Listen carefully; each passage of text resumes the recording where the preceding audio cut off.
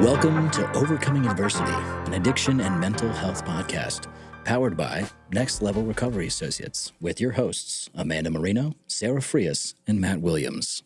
Where we have a lot of fun. Yes. Yeah, we just had a couple blooper moments, which would be fun to record and share. I don't know. It's usually me, I feel like, that does it. Or you. We all do. Matt? No, not really Matt. I'm a seasoned professional. Yeah, you're just professional all around. That's it. A lot of bloopers. That's part of the deal. Yeah, that's the fun stuff. Laughing at ourselves and laughing at each other. You got to. Absolutely. I think this topic's going to be really good. Do you want to talk about it? I want you to intro No. it. Because we almost have to do a disclaimer because it might get a little dark, Oh. right? Because if we're talking about what you're about to introduce, it might be challenging for some people to hear. Okay. Little disclaimer. Little disclaimer of trigger warning. Trigger warning. Okay. Trigger warning. Yeah. So. In the best possible way. Yeah. Right. I guess, how do I describe this? So I was thinking, of topics, and one that kind of I thought of was about everybody has situations in their lives where it's like, this is the end, and everybody's could look different. It could be divorce. It could be someone passing away. It could be homelessness. It could be 800 things, losing a business. And when you think that, like, this is it, like, there's no coming out of this, persevering and having where we're at now and a beautiful life and knowing that it could be the best possible outcome, whether you see it or not. So I kind of wanted to touch on that because everybody in this world has had situations where they feel like this is the end, and Absolutely. I know that all three of us, our ends were probably different scenarios, and we're in beautiful places now. And I want to be inspirational for others that may be struggling currently, and let them know that there is hope and everybody is in that situation, whatever way it looks like, and there is a way out. So that's kind of what I thought of today. I think that's great. And I know, it's easier for Matt and I to flow. And I love that you came up with some great ideas. So Thanks. you can, feel more comfortable and Thank have you. like a grasp on what's I'm going a on. newbie at the podcast life. So You're killing it. You're Thanks. killing it. Yeah. I mean, when you say that, I feel like my entry to the world was the end of the world. So like my childhood years being through sexual abuse, and that was I'm never going to get through this. I'm meant to be messed up. Like that was like my core center belief. And then after doing that work and realizing not to hurt myself anymore, like what's come from that and sharing about it and speaking about it and being open about it makes other people uncomfortable, but it makes me more comfortable and it helps people not feel alone. But I can't think of, there's countless times in my life where I thought it was the end. This is it. Like how I felt inside. I think it was more what it is of the situations, but every time something has brought me to my knees or I've had to be picked up off the fucking floor from being broken, I've come back better than ever. how did you do that? That's the emotion. Mm-hmm. Yeah. I don't know. I'm not alone. That's for damn sure. Right. Just one step at a time, one thing at a time. Therapy, trusting in myself in moments where other people didn't know what I was doing or why I was doing what I was doing or didn't understand me. Just finding it was, one person that maybe kind of understood me, even if it's just a professional, and just sitting with the feelings, which is the worst thing in the world for me. Like I love the whole, jam with recovery. There's a solution. Right. You do this, this happens, you feel this, and this is a solution. But guess what? After a while, there's not always a solution for everything. Sometimes the solution is to just be and feel through. And that is the hardest thing. Yeah, for sure. I can relate to that. What about you, Matt? Yeah, I was trying to, what you just said, trying to feel through. I'm like, well, that's still doing something. That still is a solution. But it's not do you know what I'm saying? It's not a tangible action. Yeah. I was trying to process it. Yeah. It's not a tangible action. Like if I journal or if I pray or if I go to a meeting or if I go talk to a friend, then I feel better. When you've done all those things and you still don't feel better and you just have to sit through it and just wait time, that's the hardest. That's been one of the hardest things for me ever on this planet. Yeah. I think someone that helped me out in the beginning, I hated when he said it, but it was, time takes time. And oh yeah, I hate that too. And feeling the way that you feel when you go through a really rough time or a loss or losing yourself or struggling with, adapting to a new way of doing things or, interactions with family, friends, loved ones, where, something changes and you've talked about it till you're blue in the face, or you've gone to therapy about it, or you've journaled about it, or like everything you shared.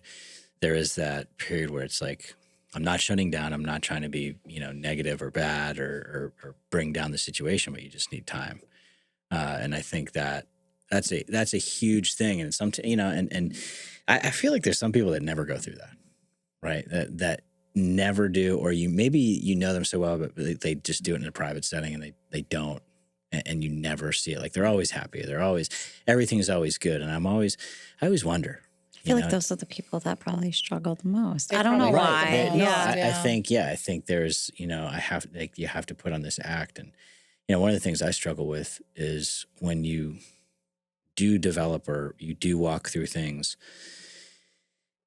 and I don't want to say they become less and less, but like you become better equipped at handling it. So it's not as much of a train wreck. Like when I got sober, it's a train wreck, like everything. I lost this, blah, blah, blah, blah, blah. And like the self-pity, I'm going to prison. I lost my, And then when you get better at it and you become more equipped with the tools that you may learn and developing and walking through and developing resilience, when you do have a bad day, it not being accepted by the people that are around you. That's my biggest challenge. Yeah. Is that like, you can't be an asshole and have a bad day. It's not even an asshole. It's just like, whether you're just kind of sitting there. Like what I was doing to you earlier. No, not that. Oh. No. I mean, but it's just like, Kind of. it's, I don't want to say like being on all the time, but like being on all the time. Yeah. Like Matt Williams can't he gets up every day and he does this. And, there's a picture of what people believe you are, right? And I even when working with some of the guys in the program and sharing like, I'm like, yeah, it's just been a long day and I have this. And he was like, really? You get those too? I'm like, have I not described that in our conversations or did you not pick up on that? And he shouldn't have because it's about him. Right. And it's like, you got to show up for people. And there's times where it's just like, we've talked a lot, you can get exhausted. Oh, yeah. Or, and I can say, it's like when you truly asked me, I was like, I just, we were having a podcast. I was just listening to observe and to understand because it was something that I can't really feel like I'm not qualified to speak on because I don't have that much information on it. Yeah. And it may come across as like, are you okay? And I was like, yeah. If it's something that I can relate to, I can talk about it. And if it's not, I'm going to sit there and listen. It's like what I was told when I got here. I knew nothing about sobriety. And I like, sit down and shut up. And I'm like, okay. Whatever. Okay. Yep. Got it. I know have you had any moments where you've been brought to, not like a bad day, but have you had like huge like losses or changes in your recovery journey? Because I know I didn't have them for years. Like, so I'm just curious, like I've had, I lost my dad when I was pregnant with Scarlett. I've had, multiple divorces, heartbreaking breakups. Like, so I've had things that have like been huge life changes, like multiple. I didn't have anything for the first like 5 years. For whatever reason, God just kept me coasting with this like same old, like it was beautiful and it was just great. But then all of a sudden, since the 5-year mark, it has not stopped for me. Yeah, I'd say early on sobriety, I still was working through a lot of the stuff that I thought I had worked on.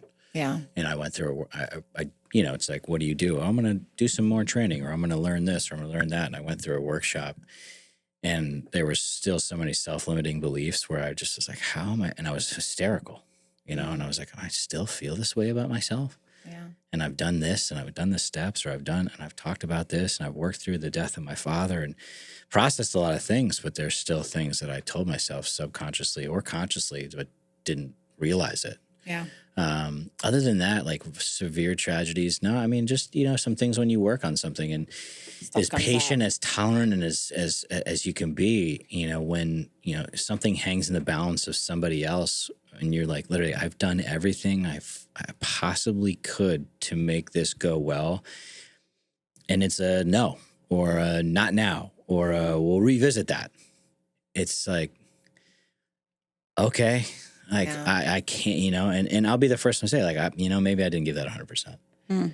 Maybe I didn't, what did we miss? And then the more challenging thing is when that you revisit it and you've done all those things. No, not right now. Yeah. And you're like, yeah, that's tough. What the fuck? What in the actual F is going on? Like, what did I miss something? Right. And again, it's not personal, and it's not something that,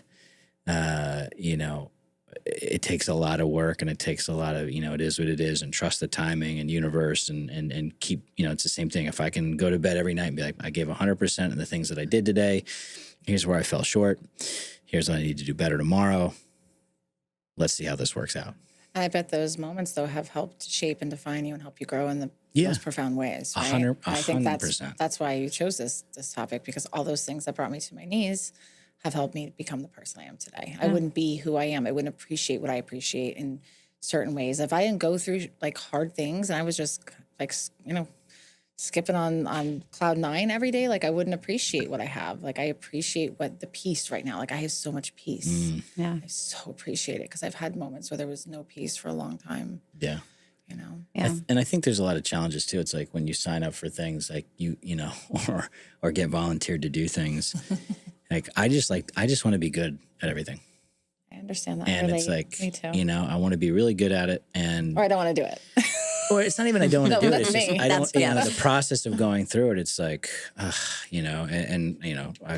done something recently with for charity, and I was very uncomfortable, and I shut down one day because I couldn't focus. I couldn't be there. I wasn't present, and thankfully the person that I was like kind of doing the event with was like, hey, we should stop. And then I got mad at myself because I couldn't perform and like couldn't remember what I was supposed to do and the timing of it and all this stuff that was like, several weeks foreign to me. Right. And just like got mad. And then, of course, what does that lead to? Fuck this. I don't want to do this. Is Shut bullshit. down. Like Shut I didn't even want to do this. This is crap. Like what the, and then, of course, my wife's like, listen to you. Negative Nancy over here. Like, yeah. Like hold the, like, But you're human. You can have those moments too, Matt. You're allowed. And those moments are like, wow, like I still need to do so much work on myself. Yeah. What about you?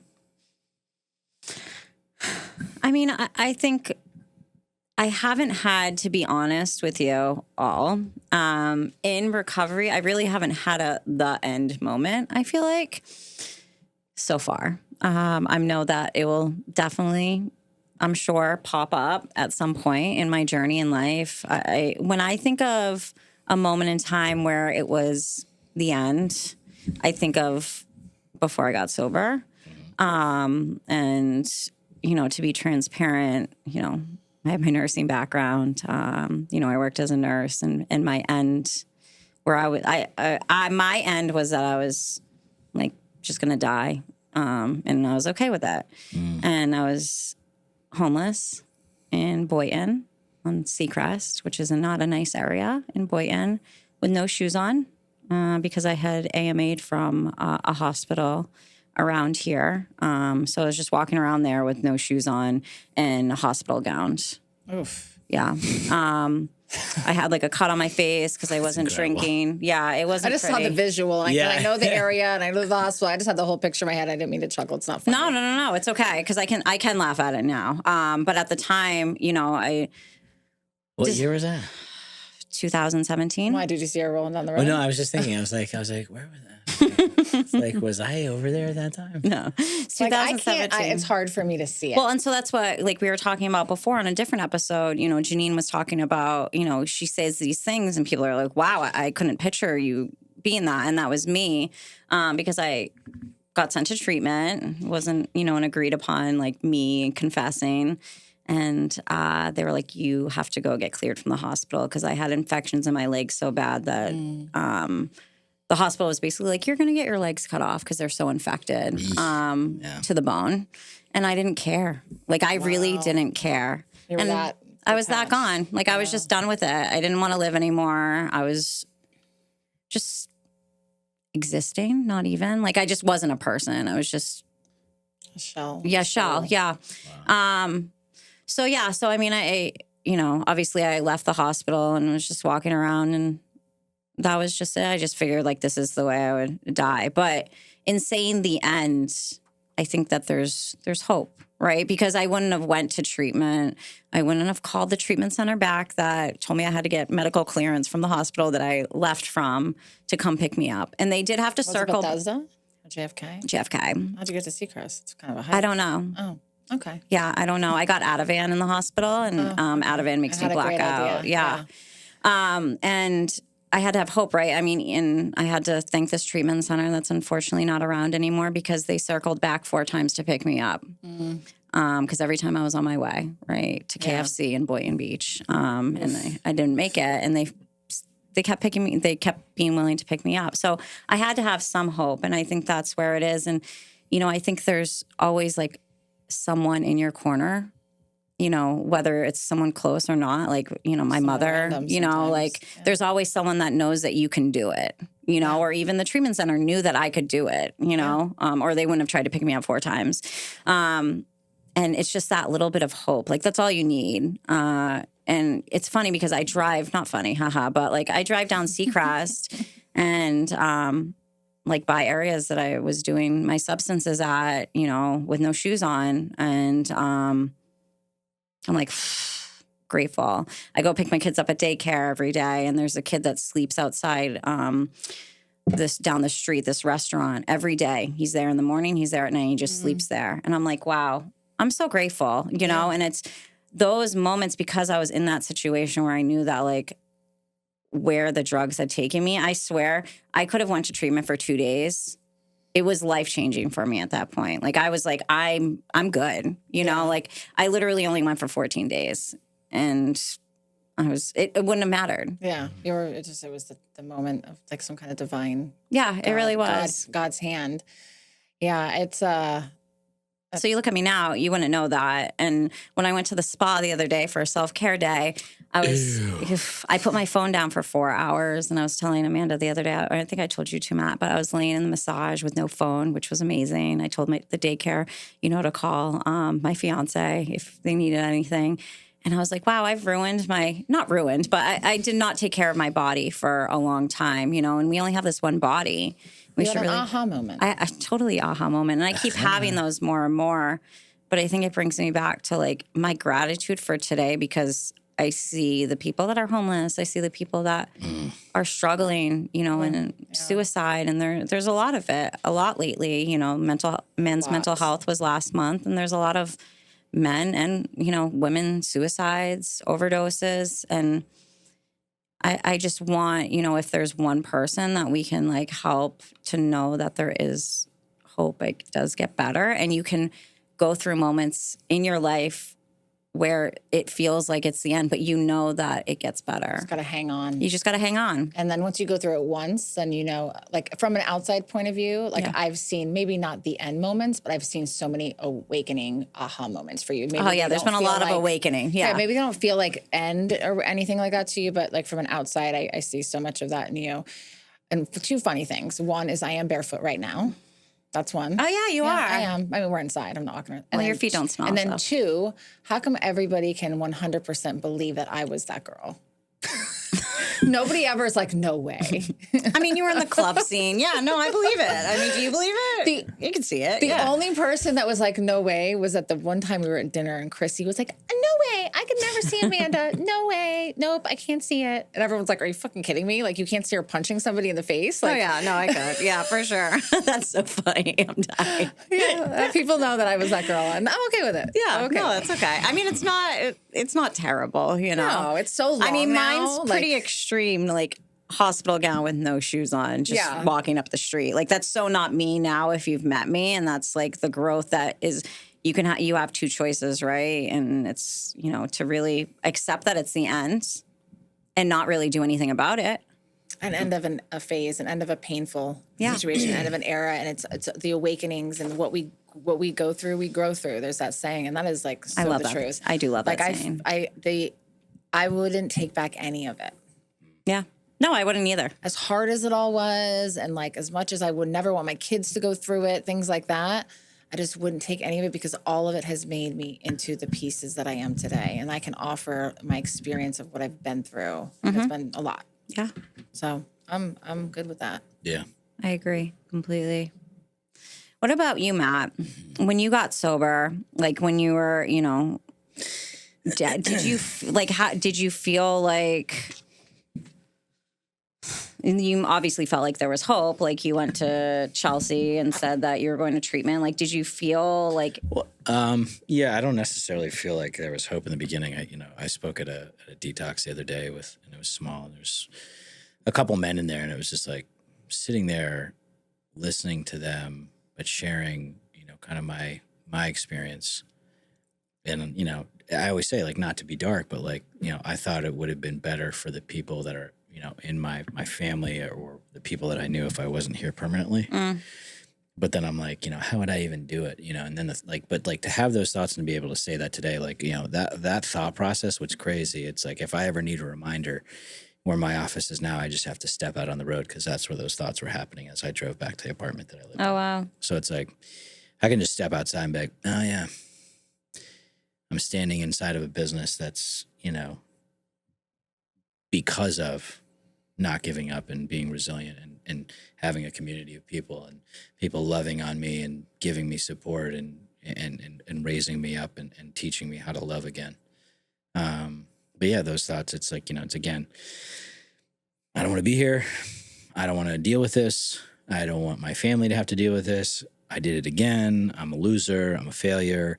All the things we tell ourselves that, I mean, maybe people tell us that, and like we've heard things like that from other people because they just are like, they're so through with us and they're so frustrated. But like, no one really wants us to die. No. But then we get to that thought of like, it'd be much better, it's like that pity party, like, oh, I should just like not be here. And I've over the years, I've seen people take themselves out, intentionally. And too often. Too often, right? And it's very sad. It leaves a permanent mark on everybody else associated with them. And then you get to a point where people decide that, and this is where I feel like kind of not disconnected, but just horrible about it, because that's the way it is, because someone had, it's like, no one wants that for you. Yeah. If that's what you want to do and that's your decision, it's really fucking sad. And I hope you don't. If you need help, we're here. Imagine how much pain someone is in right. to actually do it. Like, okay, we all have hard times, bad days. We have moments where I've never I don't know how, with all the other things I've been through, I've never wanted to not be here. Right. I've wanted to maybe lots of other ways that were, secondhand going to get me there. Yeah. But to the amount of pain, because a couple of years ago, I had a friend that I had for a long time walk in front of a train. Like, how hurt do you have to be to actually go through it, to think it, to have the thoughts, to process through it, to talk about it, or to get, but to actually do it, that is heartbreaking. Yeah. And feel like there's no way out, or no one that you can, that can help you, and I've been just someone I knew, like their father. It was, I love everybody. I love you guys. I love my grandkids. I'm just tired. And I don't want to do this anymore. Wow. And I just sat there and I was like, and this wasn't somebody that struggled with drugs and alcohol. It's just somebody that's just like, I'm tired of living life. Oof. And was by all means successful and this, that, and the other thing. Yeah. But the mental side of things was just like, I'm good. I'm done. I'm out. I love everyone. Like, I'm not doing this because I'm like saying that, like, I'm not doing this because I'm in pain. You're like, then it makes you think, questioning, right? What the heck? Right.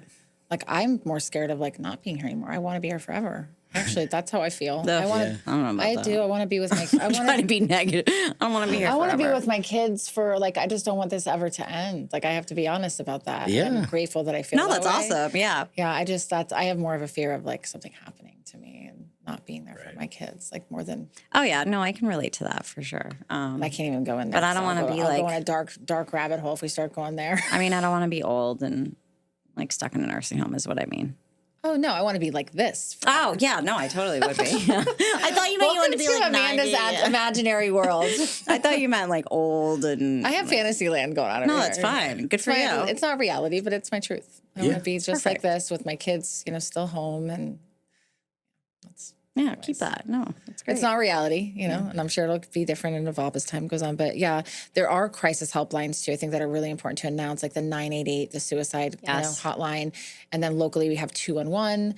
And they each, there's community centers. If you don't have the resources or the money that, every community has some kind of resource for, mental health, suicide, anything along those lines. So just wanted to add that in there. And then on our website, we do have at the very bottom, there is a resource page, which has, free books, and we actually probably should update it soon, but books, videos, links to things just to educate yourself, and a plethora of support groups for anything you could be going through, from eating disorder, being the family member, codependency, whatever it is, there's a meeting out there for you if you want to find a community. Because I think that's one thing we all talked about here is having Community. a support system. Yeah. My support system doesn't have to be this massive one anymore like it used to need to be, right? I needed to be friends with everybody and everyone liked me. Well, I don't want that anymore. I don't want to be invited. I don't want to come unless you're special. And I value my peace, and I value a small quality circle. So you don't have to have a million people in your corner. It could even just be one. One is enough. One person could be enough, 100%. Even if you don't have that, though, because I'm sure there's some people that really feel like they don't have that. There's a lot. I'll tell you, when I was struggling, I will say there was a dark spot, and I'll make it quick, is when I had my son and I had postpartum, and he had a dairy allergy, and no one understood because no one had been through that, and he was really sick. And I was really struggling, and I totally forgot about this because I was focused so much on the other one. I met a girl in Canada on Facebook that was struggling with the same thing at the same age. Her daughter had it, and we became inseparable, obviously on social media. And that was my support at that time. Yeah. And we still talk. But I needed her, and she needed me, and we don't know each other from a hole in the wall, you know? That's a powerful thing, too. I think even more since COVID. Yeah. I've developed friendships internationally. It was during COVID, that have changed my life. Yeah. That I never would have thought I could develop virtually. So you can find somebody. There are people that want to be there for you out there. I know any of us would take I was just anyone's gonna message, say, anyone's call, and point you in a direction. Yeah, and exactly. be a voice anytime. All right, guys, that was heavy. Yeah. Glad we brought that out. Do you want to say one thing you're grateful for to end it on a positive? Sure. Okay, you go. I'm grateful for this moment right now, to be with you guys, to have you guys on my team, and to just have continual, really good people showing up in my life, and really good energy and really good opportunities. Having a really healthy, loving relationship and You did. great kids. So, do you want me to go, or you want to go? Ladies first. Ladies first. I knew you were going to say that. It's his way out. I know, it's fine. I was going to say what popped into my head, so I'm just going to go with this, is my dog. I'm grateful for my dog. And a TikTok, when I used to have TikTok, I don't have it anymore, popped up from COVID because I was into TikTok during COVID. And I made a video about a soul dog. And she's my soul dog. Stella's, I say that to you. Have you heard me say that? No. I say the same thing. People think I'm crazy. No, so she's my soul dog. She's been through COVID with me. She's been through me crying. She sleeps with me every night. I mean, she really is like that emotional support, even though she has anxiety and depression, probably because you are like your owner. But I'm really grateful for her. She's amazing, even though she's out of control, Frenchie. She's special, so I'm grateful for her. Dula's awesome. She is awesome. I was actually looking at Stella yesterday and going, I can't believe I love a little 7-pound creature this much. I am obsessive in love with her. And I know it annoys everybody in my house because we have this weird thing, me and Stella. No, you do. It's kind of creepy. What about your cat? Do you feel that way about your cat? Yeah, Phineas Mitchell's the best. Phineas Mitchell. He's a great little gentleman of a cat. Yeah. I would say I'm grateful for the sobriety and the life that I've been given and what I work hard for every day. It keeps me going. Yeah, awesome. All right. Follow us at Next Level Recovery Associates and Amanda Marino, Matt Williams, and Sarah Frias. Thank you so much for joining us.